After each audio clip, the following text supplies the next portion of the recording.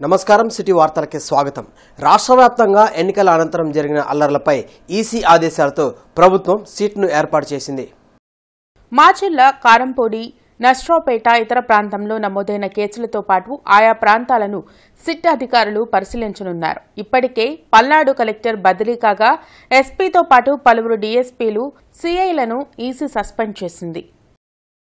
పల్నాడులో ఎన్నికల అనంతరం గొడవలు చెలరేగడంతో పలు ప్రాంతాల్లో పోలీసులు 144 సెక్షన్ అమలు చేస్తున్నారు.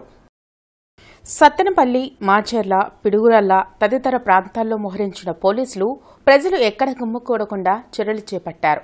సత్తెనపల్లిలో షాపులను కూడా మూయించడంతో ప్రధాన రోడ్లు నిర్మానుష్యంగా మారాయి. ఎవరైనా చట్ట వ్యతిరేక కార్యకలాపాలకు పాల్పడితే కఠిన చర్యలు తప్పవని పోలీసులు హెచ్చరించారు.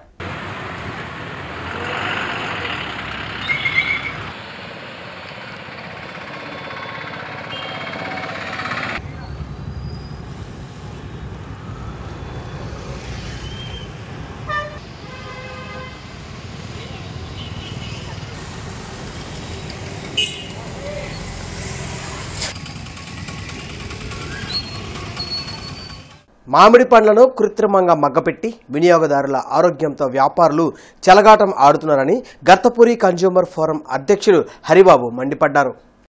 సహజసిద్ధంగా మామిడి పండ్లను మగ్గనీయకుండా లిక్విడ్ కార్బైడ్లో ముంచడం వల్ల మామిడి పళ్లు పసుపు రంగులోకి మారుతున్నాయని వివరించారు. ఫుడ్ సేఫ్టీ అధికారులు పళ్ల మార్కెట్లపై దాడులు చేయాల్సిన అవసరం ఉందని చెప్పారు.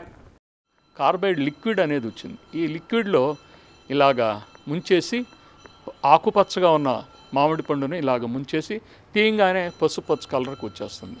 ఇదన్నీ కూడా గట్టిగానే ఉంటాయి, చూడండి, పండింది కాదు అది. కానీ కృత్రిమంగా పండియటం వల్ల దాన్ని మనం తీసుకుంటాం వల్ల గ్యాస్ట్రోఎంట్రాలజీ డాక్టర్ గారి దగ్గరికి వెళ్ళాల్సి వస్తుంది.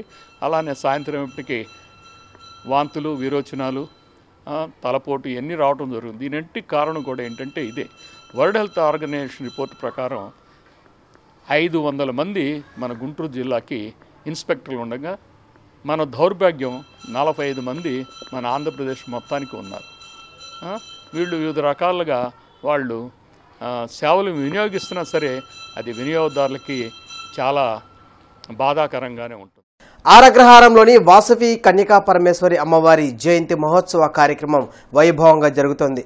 ఆరగ్రహారం వాసవి కన్యకా పరమేశ్వర అమ్మవారి దేవాలయంలో ఈ నెల 22వ తేదీ వరకు అమ్మవారి జయంతి మహోత్సవాలు జరుగుతున్నట్లు ఆలయ కార్యనిర్వహణాధికారి పాదాక్తి దుర్గారావు తెలిపారు. మొదటి రోజు లక్ష్మీ గణపతి హోమం, వాస్తు హోమం, చండీ హోమములు నిర్వహిస్తున్నట్లు చెప్పారు. 108 కలశాలతో గ్రామోత్సవాన్ని నిర్వహించినట్లు చెప్పారు. మేళతాళాలతో సాయంత్రం జరిగే అమ్మవారి బ్రహ్మోత్సవంలో భక్తులు పెద్ద సంఖ్యలో పాల్గొనాలని కోరారు. 22వ తేదీ వరకు ప్రతిరోజు ప్రత్యేక పూజలు నిర్వహించనున్నట్లు చెప్పారు. కార్యక్రమంలో పులికొండ శ్రీనివాసరావు తదితరులు పాల్గొన్నారు. అమ్మవారి గ్రామోత్సవం ఉంది. ఈ గ్రామోత్సవానికి రకరకాల వాయిద్యాలు, కోలాటాలు, అందరూ ఒక 500 మంది పాల్గొంటున్నారు.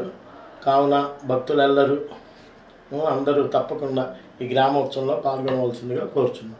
జరిగింది. తర్వాత అమ్మవారికి 108 కలశాలతో సహస్రపూర్ణ కల్పాభిషేకం, మహాన్యాసము, నమ్మకం, చమకం, సూత్రం, ఏకాదశి రుద్రాభిషేకం అన్ని కార్యక్రమాలు జరిగాయి.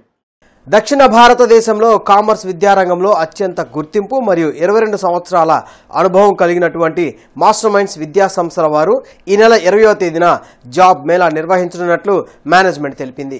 ప్రిన్సిపల్స్, అడ్మినిస్ట్రేటివ్ స్టాఫ్, క్యాంపస్ ఇన్ఛార్జీలు, క్లాస్ ఇన్ఛార్జీలు, హాస్టల్ స్టాఫ్, అకౌంటెంట్లు, కంప్యూటర్ ఆపరేటర్లు, డిటిపి ఆపరేటర్లు, కంప్యూటర్ హార్డ్వేర్, బిల్డింగ్ కన్స్ట్రక్షన్ సూపర్వైజర్లు మరియు డ్రైవర్ల ఉద్యోగ అవకాశాలు కలవని, విద్యార్హతలు 10వ తరగతి, ఇంటర్, డిగ్రీ, బీటెక్ విద్యార్హతలు కావాలని, 21 ఏళ్ల నుండి 45 సంవత్సరాలపు వయసు ఉన్న పురుషులు, మహిళలు అర్హులని తెలిపారు.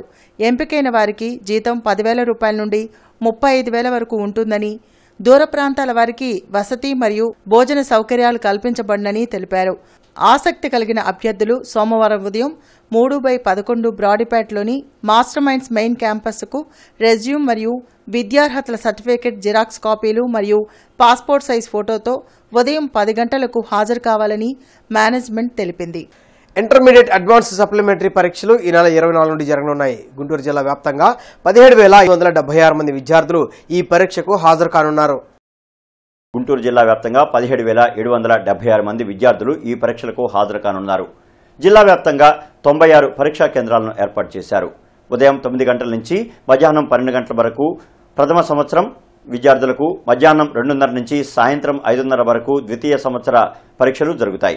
ఈ సందర్భంగా ఈ పరీక్షలకు అన్ని ఏర్పాట్లు పూర్తి చేసినట్లు ఆర్ఐఓ జీకే జుబేర్ తెలిపారు. విద్యార్థుల హాల్ టికెట్లను ఈ నెల 20 తర్వాత ఇంటర్ బోర్డు వెబ్సైట్లో ఉంచుతారని తెలిపారు. వైఎస్ఆర్ కాంగ్రెస్ పార్టీకి ప్రతిపక్ష హోదా కూడా దక్కదని మాజీ మంత్రి దేవినేని ఉమా ఎద్దేవా చేశారు. మంగళగిరిలోని టీడీపీ కేంద్ర కార్యాలయంలో మాజీ మంత్రి దేవినేని ఉమా మీడియాతో మాట్లాడారు. వైసీపీ కార్యకర్తలను, ప్రజలను మభ్యపెట్టేలా సజ్జల మాట్లాడుతున్నారని విమర్శించారు. కూటమి అధికారంలోకి రావడం ఖాయమన్న దేవినేని ఉమా అరాచకాలకు కారకులైన నాయకులు, అధికారులు మూల్యం చెల్లించక తప్పదని హెచ్చరించారు. ఇవాళ పెద్ద ఎత్తున ప్రజల్లో తిరుగుబాటు వచ్చింది. ఆ తిరుగుబాటు ఫలితమే జనసునామీ. ఆ జనసునామీ దెబ్బకే మీకు గంగుర్లు ఎత్తుతూ ఉన్నాయి. ప్రతిపక్ష హోదా కూడా దక్కదని మీడియా ఘోషిస్తూ ఉంటే, సర్వేలు ఘోషిస్తూ ఉంటే, ఇవాళ సజ్జలు వచ్చి ఏ కార్యకర్తను నమ్మిద్దామని, ఏ నాయకుడిని నమ్మిద్దామని నువ్వు మళ్ళీ బురజల్లే కార్యక్రమాలు చేస్తున్నావు. జగన్మోహన్ రెడ్డి కళ్ళల్లో ఆనందం చూద్దామనో, సజ్జల రామకృష్ణారెడ్డి డైరెక్షన్లోనో ఇవాళ చదువుకున్న ఉద్యోగాలు, మీరు కష్టపడి చదువుకున్న ఉద్యోగాలన్నీ కూడా రేపు జైలు పాలు అయ్యే పరిస్థితి ఉంటుంది.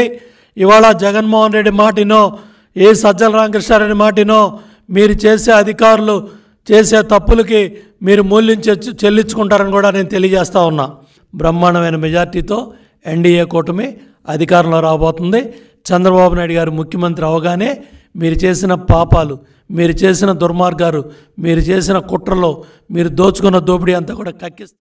తాడికొండ నియోజకవర్గం తుళ్లూరు మండలం వెంకటపాలెంలోని టీటీడీ నిర్మించిన శ్రీ వెంకటేశ్వర స్వామిని మాజీ మంత్రి డొక్కా మాణిక్యవర ప్రసాద్ దర్శించుకున్నారు. అనంతరం ప్రత్యేక పూజలు నిర్వహించి స్వామివారి ఆశీస్సులు పొందారు.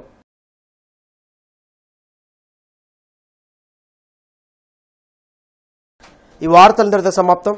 నమస్కారం.